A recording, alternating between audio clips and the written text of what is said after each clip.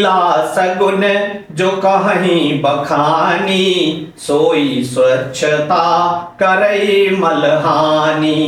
प्रेम भगति जो बरनी न जाई, सोई मधुरता सुशीतलताई। सगुण लीला जो विस्तार से वर्णन करते हैं वही राम स्वेश रूपी जल की निर्मलता है, जो मल का नाश करती है। और जिस प्रेमा भक्ति का वर्णन नहीं किया जा सकता वही इस जल की मधुरता और सुंदर शीतलता है। यहां तुलसीदास जी प्रभु की लीला और प्रेम भक्ति की तुलना मानस की, यानी मानस रूपी सरोवर। मानस क्या है? एक सरोवर है, उसके जल के गुणों से कर रहे हैं। जैसे आपने झील या कोई तालाब या सरोवर देखा है। लीला सगुन जो कहीं बखानी, सोई स्वच्छता करई मलहानी। प्रेम भगति जो बरनी न जाई, सोई मधुरता सुशीतलताई। लीला और स्वच्छता की पहल को तुलसीदास जी कहते हैं कि भगवान की जिन सगुण लीलाओं का भक्त और कवि विस्तार से बखान करते हैं वही इस रामचरितमानस रूपी सरोवर की स्वच्छता निर्मलता है। जिस प्रकार स्वच्छ जल में स्नान करने से शरीर का मैल धुल जाता है, उसी प्रकार प्रभु की लीलाओं का गान या श्रवण करने से मन के भीतर जमा हुआ पाप और अज्ञान रूपी मल यानी गंदगी नष्ट हो जाती है।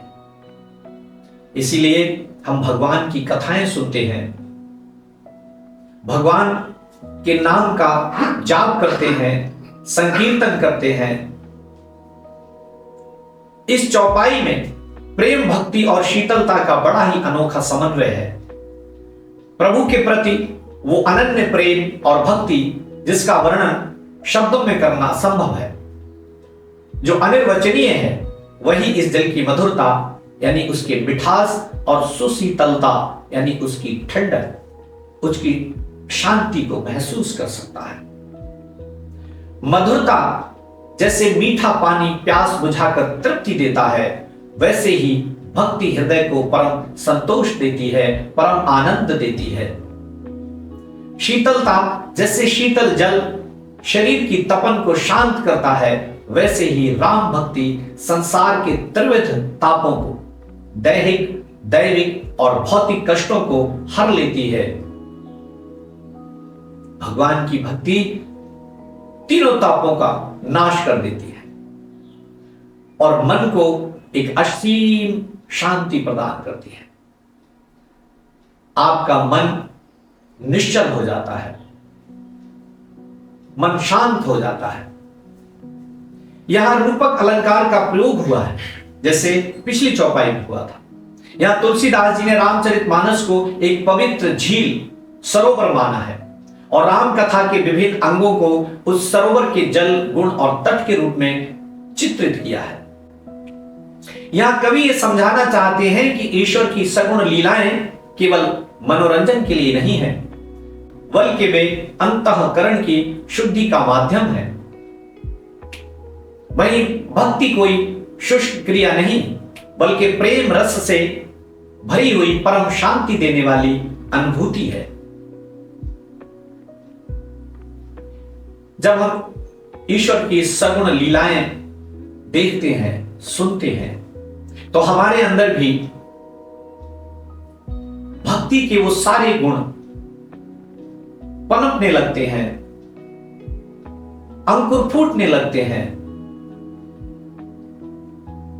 और हमें जीवन में वो सारी चीजें मिलना प्रारंभ हो जाती हैं जिनकी तलाश एक मानव जीवन को रहती है।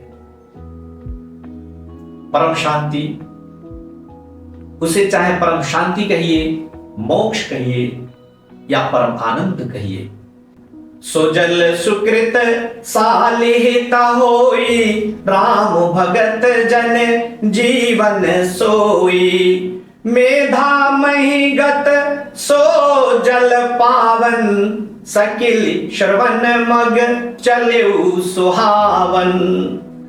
भरेऊ सुमानस सुथल थिराना, सुखद शीत रुचि चारु चिराना।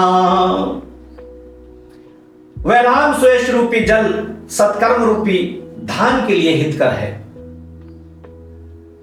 और श्री राम जी के भक्तों का जो जीवन ही है वो पवित्र जल बुद्धि रूपी पृथ्वी पर गिरा और सिमट कर सुहावने कान रूपी मार्ग से चला और मानस यानी हृदय रूपी श्रेष्ठ स्थान में भरकर वहीं स्थिर हो गया। वही पुराना होकर सुंदर, रुचिकर, शीतल और सुखदायी हो गया। गोस्वामी तुलसीदास जी महाराज यहाँ राम कथा रूपी जल के प्रभाव और उसके मानसरोवर में एकत्र होने की प्रक्रिया बहुत ही सुंदर आध्यात्मिक चित्रण कर रहे हैं। सोजल सुकृत साल हित होई, राम भगत जन जीवन सोई। मेधा महिगत सोजल पावन, सकिल श्रवण मग चलिउ सुहावन। भरेऊ सुमानस सुथल थिराना, सुखद शीत रुचि चारु चिराना। भक्तों के जीवन में पुण्यों का पोषण कैसे होता है, इस चौपाई में तुलसीदास जी महाराज समझाते हैं। वे कहते हैं कि ये राम कथा रूपी जल सुकृत यानी पुण्यों के, जो हमारे पुण्य है, पुण्य रूपी साली, साली यहां कहा गया धान को, धान या धान की जो फसल है उसके लिए अत्यंत हितकारी है। जैसे वर्षा का जल फसल को लहलहा देता है, सुंदर बना देता है, अच्छा बना देता है, वैसे ही राम कथा मनुष्य के संचित पुण्यों को फलित करती है। आप भगवान राम के गुणगानों को सुनेंगे, अपने जीवन में धारण करेंगे, तो आपके उससे जो संचित पुण्य है वो और फलित हो जाएंगे। आपके जीवन में उनका फल दिखाई देने लगेगा। जो श्री राम के अनन्य भक्त हैं उनके लिए तो ये जल ही उनका जीवन है। जैसे मछली बिना जल के नहीं रह सकती, वैसे ही भक्त राम कथा के बिना जीवित नहीं रह सकता। बुद्धि की धरती और श्रवण का मार्ग कैसे प्रशस्त होता है। ये पवित्र जल जब मेधा बुद्धि रूपी मही यानी पृथ्वी पर गिरता है, अर्थात जब बुद्धि इसे ग्रहण करती है तो ये और भी पावन हो जाता है। फिर ये ज्ञानमय जल श्रवण मग, यहां कानों के मार्ग से, श्रवण मग माने कानों के मार्ग से सिमट कर अत्यंत सुहावना होकर बह चलता है। यहां संकेत है कि कथा जब कानों के रास्ते हृदय में प्रवेश करती है, कथा भगवान की हम कानों से ही सुनते हैं, और जैसे ही वो कथा कानों के माध्यम से हृदय तक पहुंचती है